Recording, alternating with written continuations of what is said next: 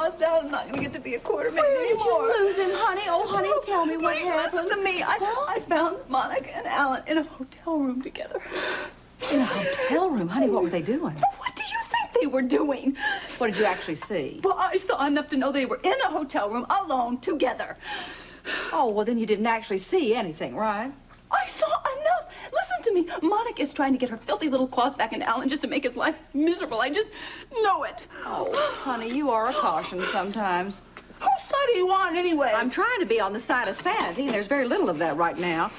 The last thing in the world right now that Monica needs is another complication in her life, and the only reason she's up there is because Alan Jr.'s got kicked out of school. Oh, right. Right, Angeline. That's what they want everybody to believe. Well, it's the truth. Oh, honey, I told you not to go running up there after him. Did you cause a scene? No. No, as a matter of fact, I left with all the dignity I could muster. Well, I hope that taught you a lesson, but I doubt it. No, you know what? You know what it did teach me? It taught me to use every weapon I have in my arsenal to hold on to the man I love. You know what I should have done? I should have told him that I came up there for a very good damn reason. I should have told him I was pregnant or something. Now, don't go joking around about something as important as that. I am not, Aunt Charlene. I am not joking. What the hell do you want me to do? I don't want Monica to get Alan back, okay? Well, why don't you try showing Alan you love him? You know, without tricks and games and without pretending that you're the middle of the universe all the time. Oh, honey, if you want him to feel your love, it's got to be something that he feels good about, not some sort of cross he has to bear. Oh, sweetheart. Dry your pretty eyes. Why don't you go wash your pretty face? All right, Aunt Charlene. You might have a good idea there. I don't know what I'd do without you. I shudder to think. Just tell him I want a copy of the figures. No, don't put me on hold. Tracy Quartermain. Never mind what I'm doing here. You'll find all that out in just a moment. Could you hold for me, please? Thanks. Are you back? Are you back? I haven't forgotten you. Just keep holding, okay? Thanks. Hello? I want a copy of the figures on my desk. And if you don't get them to me, you're going to be the fastest and shortest interim treasurer ELQ has ever seen. Now, I'm sorry to keep you on hold so long. Do you think we could meet this morning? Oh, I cannot thank you enough. I'll see you then. Bye. Who's that? Smithers, ELQ's biggest stockholder. I am expecting a copy of the figures as soon as it's on your desk. I want it on mine.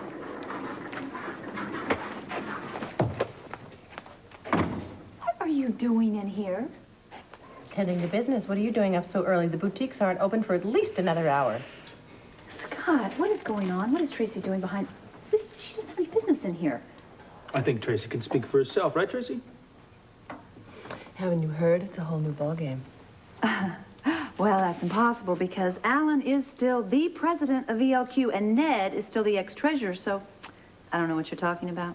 Scott, would you do me a favor and escort Mrs. Quartermain out? I need to make some phone calls, and I need to make them in privacy. Don't touch me, Scott. Do not... Don't you dare. I'm not going anywhere. Let go of me. Let go. Scott! She got the boot. Thank you, Counselor. Me again. Get me long distance.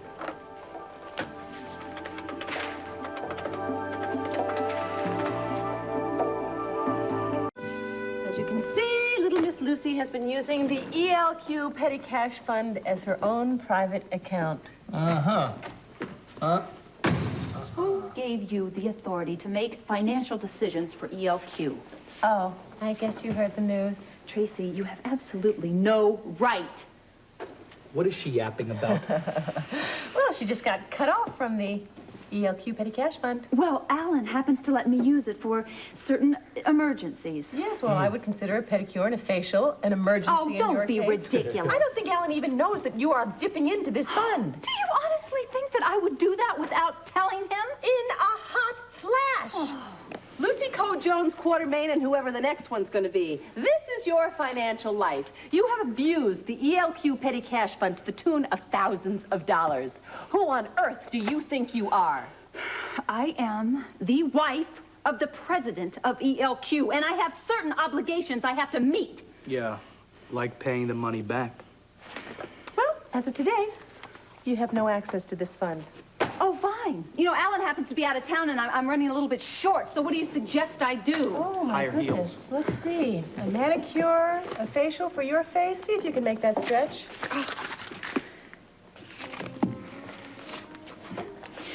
You know, you are scum. You are low-handed. Have a Nothing- nice day, Lucy. Tracy, when Alan gets back, he is going to have you bodily thrown out of here. And you too, Scott. You know something? You are making a great big mistake. Oh, yeah, well, why don't you just tell me about it, Lucy, on your way out the door? Scott, you're making a big mistake, too, siding with Tracy. You know, Alan is going to have you thrown out on your ear. Yeah, well... Do you really think, do you honestly think that traders get jobs for lifetimes? No! Yeah, well, listen, when you tell Alan, make sure that you lock it up well with him. You know, lock it up. Don't shush me. Now, get out of here.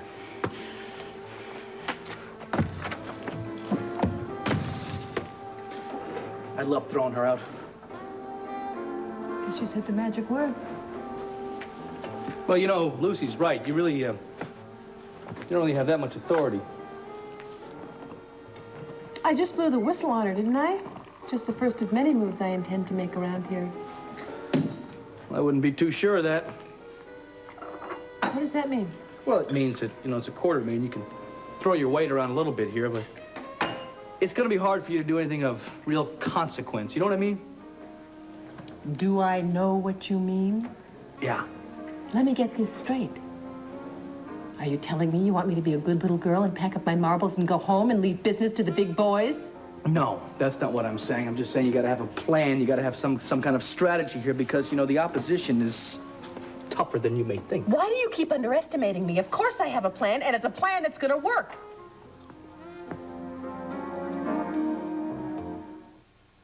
Ned, listen to me. We're talking about your future. Listen to me. I'm sorry, go ahead, what? It's critical that the right members of this family have the control and the power they deserve. Meaning you and me.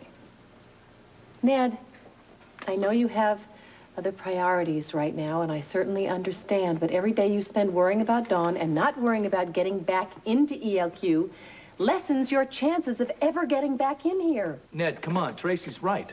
So what? Ned. Look, Mother, I'm not going to give up looking for Dawn for some stupid job. Exactly. That's why I want you to let me take care of the business for you. What are you getting at? With any luck at all, by the time you and Dawn are reunited, I'll have you reinstated as treasurer of ELQ. Okay, it's your show. Do whatever you want. Wait. I need you to, What now? sign these. I won't have any impact at all without your signature. What is it?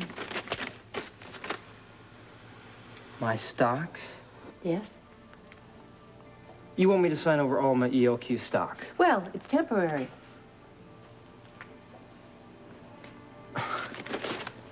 Okay.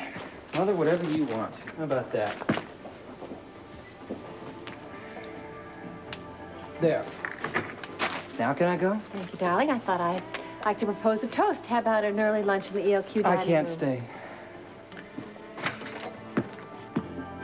Can't win them all. Just as long as I'm in the right place.